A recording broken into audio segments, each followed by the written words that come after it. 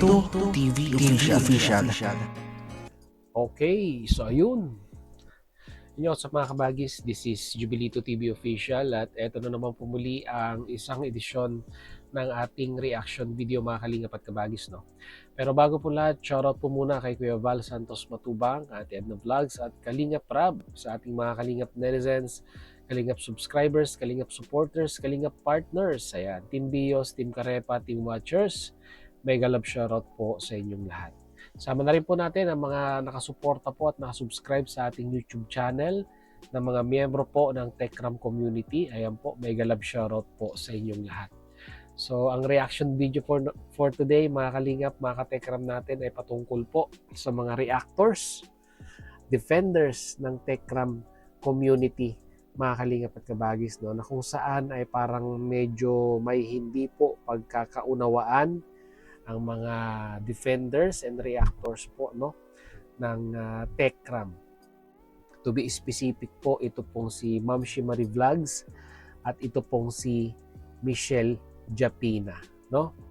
So, to give you a brief context muna, mga kalingap, mga ka-TechRam natin sa mga hindi pa po updated, although alam ko po karamihan po sa inyo ay updated na, pero magbibigay pa rin tayo ng context regarding po sa pag-uusapan natin ngayon.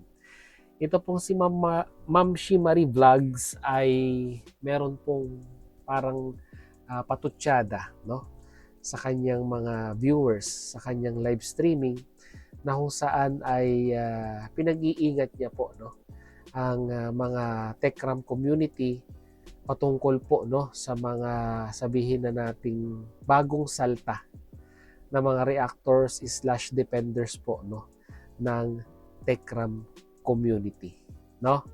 Para maliwanagan po tayo dyan, ipi-play ko po ang video later on. At ito po ngayon yung inalmahan ni Michelle Japina, and at the same time po, yung mga iba pa pong bagong reactors / defenders po, no, ng community po ng TechRam. Kaya siguro i-play na po muna natin to, huwag na po natin patagalin. Ito po, no, narito po yun. Let's go. Kumakausap sila ng mga tao, kahit sino, ha? Pinakausap nila, sinisiraan nila ako. O, di ba? Mga wakwak, gawain ng mga wakwak. Ha? So, base pala dito sa sinabi po ni Ma'am Shimari Vlogs ay parang nauna, no? Nauna itong mga sabihin na nating baguhang reactors na siraan siya.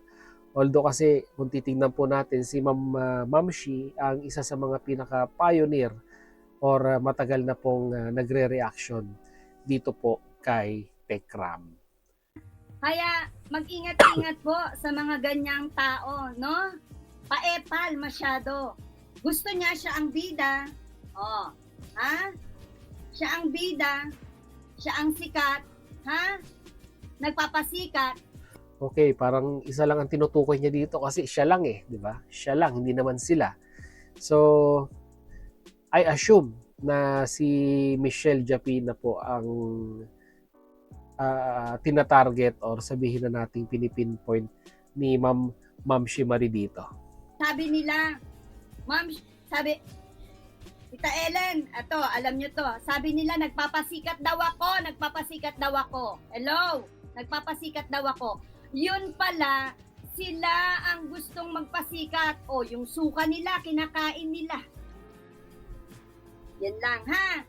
Ganun lang, wala akong ano. Eto, hanggang ganun lang ako. Basta sinasabi ko lang, ha? Mag-ingat po, mga kamamshi, kasi merong mga tao dyan na mga kamag-anak ni DJ na mukhang pera at mga wakwak, no, naninira sa TechRam community, mga anay, kaya huwag tayong papaya, nako, no? Okay, so yun yung inalmahan ni Michelle Japina, yung katagang pinag-iingat dahil meron nga daw pong wakwak na kamag-anak ni BJ, and at the same time po ay yun nga po, no, parang pinaka-cautious niya, no, sa kanyang mga viewers. Yun yung po yung inalmahan ni Michelle Japina dito, mga kalingap at kabagis, no? So ano kaya ang sagot ni Michelle dito? Sirain ang community natin ng mga bagong pasok, ha? Sila ang nagpapasikat. Oh, sabi ni Geraldine Condo. Mukhang kilala ni Geraldine Condo to kasi inalis siya sa GC. Ah, naku po, ipakulong ni attorney si Ma'am Shimari kung gagawa yan ng kalokohan. Utak po no, nasa talampakan. Kaya ikaw, Regent, hinahamon kita lumabas ka sa dami account mo. Lahat kayo. Ha? Kung eto ang mga taong to, no? Anay ng Tekram, mga wakwak to, mga wakwak. Ugaling wakwak eh, ugaling wakwak, no? Ugaling wakwak. Ito pa nakakapagpakilala pero silang sira ka na. 'Di ba? Kasi wala nang ginawa kundi siraan ka. Wag ganoon na Mamshi. 'Di ba? Ginawa mo na 'yan eh. Madami na. Hindi ko na po ididetalye pa. Pakinggan nyo na lang muna to. Ako ng 109 viewers, bahala na po kayo kung maniniwala kayo, kung magtitiwala kayo, o manunod ba kayo sa akin. Basta ako nagpapakatotoo ko dito. At least, masasabi ko dito na hindi po ako nagpapaka-plastic. Ayan, sa sinabi po kasi ni Ma'am Shimari kagabi, mga ahas, mga bagong pasok, mag-ingat kayo mga Tekram, sa mga bagong pasok na ahas, ano ba yon? Paki-comment nga po ulit. Mag-ingat kayo mga katekram sa mga ahas at anay na nakapasok sa Tekram community. Oh, di po ba sino ba yung mga bago po na tinutukoy niya na pumasok sa Tekram community? Hindi po ba't kami lang yon? Nila Kuya JC again, nila Papa Bear, nila Kuya Rolly, nila Kuya Noipi. Di po ba? So hindi lang po kami nagsasalita kasi nga po ayaw po namin siyang patulan. Pero ayan, hanggang sa umabot na po sa ganito na isasabihin ka mag-anak ni BJ, yun nga po, di ba? Lahat po kami, binabakbakan nila BJ, binabakbakan ng mga wakwak, tinatakot na ididemanda. Ako lamang po, araw-araw ako binababoy ni BJ. Dahil po bakit? Nagkakaroon po tayo ng kaaway dahil pinagtatanggol natin ng Tatay Tekram at ang Tekram community. Tapos sasabihin sa'yo na naanay ka, naahas ka, wag ganon ate. Ilan na ba yung subscriber mo? Dahil ba naiingit ka sa amin? Nasabi mo, huwag niyong paniniwalaan yan, huwag niyong isali yan sa tech defender. Ito. Oops. Seek new experiences. May ads, saglit lang po. Balik na tayo. Meron pa isa. Okay, continue. Itong si Rolly TV Vlogs, at saka si Noy PH, at saka si Ballpoint Man. Di ba? Yan po ay mga balahura. Bakit? Paano mo nasabi na nakasama naman na buka? Nakasama mo na ba kami? Nakadaupang palad mo na kami para kami ay sirain mo ng ganito? Kung pioneer ka, bakit ganyan? Ikaw mismo, hinahati mo ang viewers ng Tekram community. Isa yung goal natin dito eh. Sino ka ba? Di ba? Sino ka ba? Hindi ka nang Di ba? sausaw ka lang naman sa Tekram community. Sino ka ba? Alam nyo guys, meron pang isang malupit na hindi kaaya-aya sa tenga yung sinabi at paninira. Hindi sige, sasabihin ko na, total na, buksan ko naman na ito ha. Sana po, nasa sa inyo po ang pag-uusga kung paniniwalaan at susuporta pa kayo sa akin. Diba? May mga ebidensya po kami. Yan po kung talagang po siya ay pioneer, dapat siya po ang nakakaintindi sa mga baguhan na sumasanib o sumausaw dito sa Tekram community. Yan po sasabihin ko na po kung sino nyo, i-mention ko na. Sorry to say, sir ma'am. Si Ma'am Michelle Japina po at saka si Sir Peter Rivero po ay pinagsabihan niya po na mayroong silang relasyon. Di ba? Tapos nagjijerjeran daw po sila. Yan po ba yung taong tama? Yan po ba yung taong pioneer? Ganyan po mag-isip? Pioneer ka tapos ganyan ka mag-isip? Di ba po?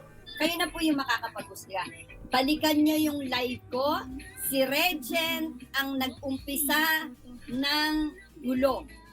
Si Regent ang nag-drop name ng pangalan ko, kaya si Regent ang pinatatamaan ko kahapon. Hindi ko alam na may Regent, sila pala yung Regent. Sila ba yun? Ewan ko, hindi ko alam. Just love lang po tayong lahat. Yeah. Okay. So yun, no? Mahalingap mga katekram natin, talagang pumalaot na itong issue between, sabihin na natin kay Ma'am Shimari na matagal nang nagre-reaction sa Tekram community, and at the same time po ay ito pong mga bago, no, na pumasok, no, sa community po ng Tekram as a reactor and defender. So, ang ganun sa akin, yung mga ganitong usapin para po sa Tekram community ay medyo parang bago-bago pa lang po sa kanila yung mga ganitong may mga issue, no? Na kung saan ay talagang mapapansin po natin yung bugso ng kanilang damdamin, lalo na sa paglalabas ng kanilang saloobin dito po kay Ma'am Shimari, no? Pero ito ang ganun sa akin lang, no. Kahit sa Kalingap nangyayari po 'yan eh. Yung bangayan ng mga kapwa reactors, awayan ng mga kapwa reactors. Normal na po 'yan sa community po ng Kalingap. Kumbaga kapwa reactors nagbabanatan, 'di ba? Kasi yung isang reactors may pinaninindigan, yung kalaban niya ganun din, meron ding prinsipyo, meron ding pinaninindigan. So, batuhan lang, no? Batuhan lang sila ng opinion, kuro-kuro hanggang sa sabihin na nating lilipas din, no? Mga Kalingap, mga katekram natin. Ang ganda sa akin lang, 'di ba? Ito real talk lang, real talk.